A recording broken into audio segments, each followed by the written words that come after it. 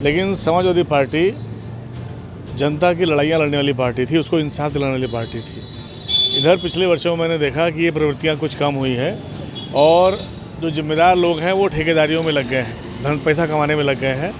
जनता की लड़ाई कमज़ोर हो गई। बेटी के लिए भी समाजवादी पार्टी ने ऐलान नहीं किया है, वो जो भी लिस्ट आई है वो प्रामाणिक नहीं है। भाई समाजवादी पार्टी ने अगर प्रत्याशी जारी कर दिए हैं तो उसकी प्रामाणिकता क्या है? अखिलेश यादव जी को ऐलान करना चाहिए था कि हम गठबंधन से बाहर हैं। लोकसभा चुनाव से पहले सीट शेयरिंग को लेकर कांग्रेस और समाजवादी पार्टी के बीच कुछ ठीक चलता नजर नहीं आ रहा। चुनाव को लेकर अब दलों की अदला बदली भी शुरू हो गई है। खीरी लोकसभा सीट इन दिनों इन्हीं कारणों से चर्चाओं में है। यह खीरी लोकसभा क्षेत्र से समाजवादी पार्टी छोड़कर कांग्रेस में आने वाले रवि वर्मा। अब आप सोच रहे होंगे कि आखिरकार सपा छोड़कर कांग्रेस में क्यों चले गए? तो वजह है लोकसभा का टिकट। दरअसल लोकसभा चुनाव को लेकर समाजवादी पार्टी के 16 उम्मीदवारों के नाम की संभावित लिस्ट सामने आई तो कई सपा नेता नाराज भी नजर आए। उन्हीं में से रवि वर्मा भी शामिल बताए जा रहे हैं। इस लिस्ट में सपा की तरफ से खीरी लोकसभा सीट पर उत्कर्ष वर्मा को प्रत्याशी के तौर पर बताया गया है। अब इस पर रवि वर्मा समाजवादी पार्टी को छोड़कर कांग्रेस में आ गए। यूपी तक की टीम ने इनसे एक्सक्लूसिव बातचीत की। कांग्रेस से टिकट की उम्मीदवारी की चर्चाओं के बीच रवि वर्मा ने सपा की लिस्ट पर ही सवाल उठा दिए। उन्होंने कहा कि उन्हीं के खाते में जाएगी और ये सीट उन्हीं को मिलेगी। 16 प्रत्याशियों की लिस्ट जारी की है, उसमें खीरी लोकसभा सीट का नाम है, लेकिन खीरी लोकसभा सीट कांग्रेस अपने खाते में लेना चाहती है। जो कैंडिडेट हैं जिन्होंने समाजवादी पार्टी छोड़ी आज कांग्रेस में है, रवि प्रकाश वर्मा इस समय हमारे साथ हैं। रवि जी, आपका स्वागत है यूपी तक पर। धन्यवाद। और क्या प्लान है आपका? आपने टिकट क्यों समाजवादी पार्टी छोड़कर आप कांग्रेस में गए थे, क्या कारण था? देखिए, समाजवादी पार्टी को हम लोगों ने अपने हाथों से रचा था, लेकिन समाजवादी पार्टी जनता की लड़ाइयाँ लड़ने वाली पार्टी थी, उसको इंसाफ दिलाने वाली पार्टी थी। इधर पिछले वर्षों में मैंने देखा कि ये प्रवृत्तियाँ कुछ कम हुई हैं और जो जिम्मेदार लोग हैं वो ठेकेदारियों में लग गए हैं, धन पैसा कमाने में लग गए हैं। जनता की लड़ाई कमज़ोर हो गई।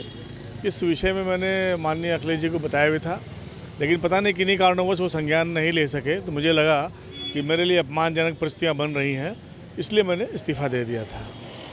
ये सीट इसमें सुर्खियों में है। समाजवादी पार्टी बताते हैं कि ऐलान कर दिया है कि उत्कर्ष वर्मा यहाँ चुनाव लड़ेंगे। आपकी भी दावेदारी थी, आप अपनी बेटी के लिए भी। समाजवादी पार्टी ने ऐलान नहीं किया है। वो जो भी लिस्ट आई है वो प्रामाणिक नहीं है।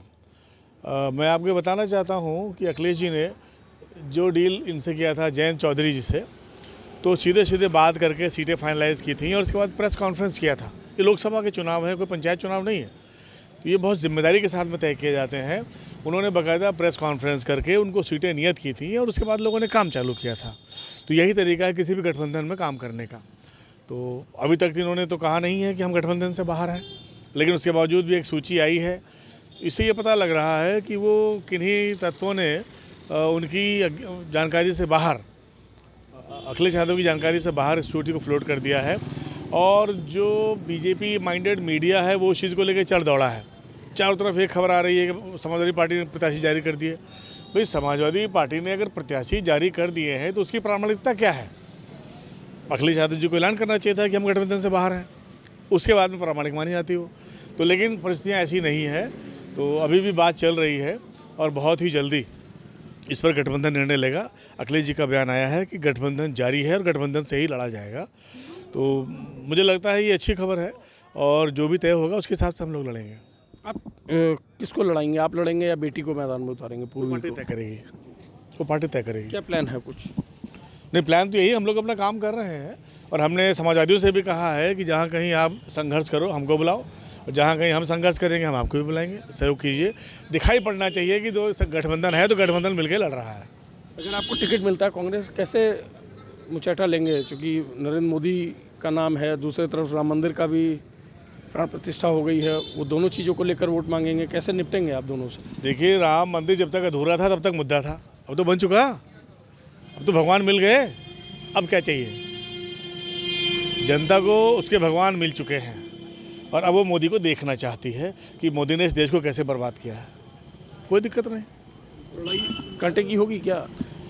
देखिए, इस बीजेपी आखिरी लड़ाई लड़ रही है और इस देश की जनता अपने भविष्य के लिए आगे तैयारी करना चाहती है। लड़ना चाहती है। ये लड़ाई जनता की और बीजेपी की है। आपको लगता है इस समय कांग्रेस और समाजवादी पार्टी के बीच जो सबसे ज़्यादा खींचतान चल रही है ये आप ही की सीट को लेकर है सबसे ज़्यादा, क्या वजह है इसके पीछे? नहीं समझे आप भाई, देखिए जब भी गठबंधन होते हैं कुछ ना कुछ स्थानीय कार्यकर्ताओं के अपने इशू होते हैं, वो तो नेताओं को बैठ कर रिजॉल्व करना होता है ना। उसमें कोई मुझे नहीं लगता कोई वो ऐसा इशू जो अखबार में छपे, भाई उन्हें कुछ चाहिए हमें कुछ चाहिए, तो इसका मतलब थोड़ी लड़ाई थोड़ी है कोई। कांग्रेस के बड़े नेता आपकी बड़ी पैरवी कर रहे हैं ना, वो बड़ी उनसे समाजवादी पार्टी के लोगों से इसको लेकर कई बार बातचीत हुई है, कई राउंड। देखिए बात जीतने की है, कोई भी प्रत्याशी जो सामने रखा जाता है उसकी कदकाठी होनी चाहिए जिससे कि वो टकराहट ले सके। भाई ये गृह मंत्री से मुकाबला है, कोई मामूली आदमी हो, उसकी चर्चाएं तो आप भी जानते हैं किस टाइप का आदमी रहा है, और उनके खुद के बयान भी हैं कि हम कुछ और भी हैं, हम खाली मंत्री ही नहीं हम कुछ और भी हैं। फिर आप कैसे निपटेंगे उनसे? अरे भाई हम जनता की ताकत से निपटेंगे उनसे। जनता को बहुत ताकत होती है, मंत्री भी जनता बनाती है और संतरी भी जनता ही बनाती है। हमने बनते देखा अच्छे लोगों को, कोई बड़ी बात नहीं है। पब्लिक बहुत बड़ी चीज़ होती है, और जिस तरीके से इन लोगों ने पब्लिक को आक्रांत कर दिया है, पब्लिक मतलब हर आदमी परेशान है, नौजवान परेशान है, महिलाएं परेशान हैं, बच्चे परेशान हैं, कौन परेशान नहीं। शिक्षा का स्तर ख़त्म हो चुका।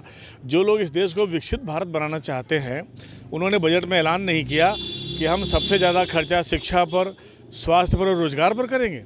पूरी दुनिया जानती है कि विकास के 4 पायदान हैं, शिक्षा, स्वास्थ्य, रोज़गार और बुनियादी निर्माण। केवल बुनियादी निर्माण ही हिंदुस्तान को विकसित करेगा, शिक्षा विकसित नहीं करेगी, स्वास्थ्य की सेवाएं विकसित नहीं करेंगी। इसमें कोरोना की बीमारी में 47 लाख आदमी मरा हिंदुस्तान में, और थाली और ताली बजा के छूट गए। इतना आसान होता है क्या?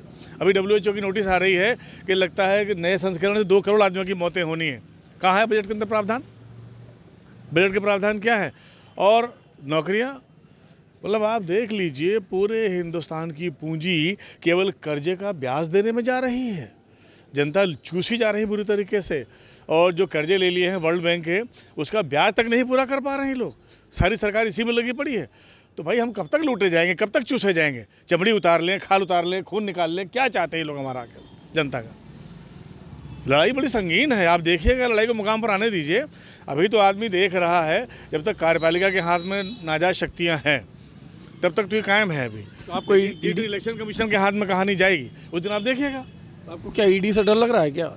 कई बार हमारी जांच हो चुकी, फिर करा लें, हमारी जांच करा लें। हम लड़ सी रहे हैं कि हमारे पास कुछ खोने के लिए नहीं है। जिनके पास खोने के लिए है वो डर चुके हैं। क्योंकि पार्टी छोड़ के लोग ज़्यादातर उसी नाव में सवार होना चाहते हैं जो बुलंदियों पे होती है। आप तो कांग्रेस में गए थे जिसको कोई पूछ नहीं रहा। यही हमारा किरदार है, यही तो हमारा किरदार है कि भाई अगर हम चालाक होते, मकार होते या लालची होते तो हम सत्ता में जाते। हमने लड़ना पसंद किया, हम कांग्रेस में आए जो कि आज नंबर 4 के पायदान पर है, इसको नंबर 1 पर लाना है। तो ये हमारा किरदार है, हम इसलिए लड़ रहे हैं। तो जो आपके मम्मी पापा का पुराना योगदान रहा है उसको आप जिंदा कर देंगे?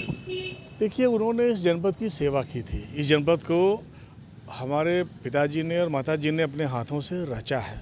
यहाँ जो कुछ भी कार्य हुए हैं विकास के उन्हीं के द्वारा कराए गए हैं, उसके बाद हमने पूरा किया है। बाकी सांसद जो रहे हैं उन्होंने जो कुछ किया हो बताए तो कम से कम पब्लिक के सामने रखें तो कि हम उन्होंने क्या किया है। वो तो मोदी के सहारे चल रहे हैं सबके सब, हम जनता के सहारे चलते रहे। और ये कोई मजाक नहीं है, एक ही परिवार से इतने समय तक लगातार लोकसभा में प्रतिनिधित्व देना। आप इसको क्या समझते हैं? हम बाहुबली तो नहीं है, हम नाजायज दौलत भी हमारे पास नहीं है, तो पब्लिक क्यों हमारे साथ खड़ी होती है? वो हमारी सेवाओं को जानती है। तो आप बिल्कुल आश्वस्त हैं कि आपको टिकट कांग्रेस से मिलेगा गठबंधन में? देखिए गठबंधन तय करेगा और गठबंधन ही हमको मिलकर लड़ाएगा भी सब लोगों को। कोई दिक्कत नहीं है, हमें कोई शंका नहीं है, मेरे दिमाग में कोई आशंका भी नहीं है। ये थे रवि प्रकाश वर्मा जिनका साफ तौर पे कहना है कि गठबंधन से ही उनको टिकट मिलेगा और निश्चित तौर पर वो बीजेपी से मुचैठा लेंगे। अभिषेक वर्मा, लखीमपुर खीरी, यूपी तक।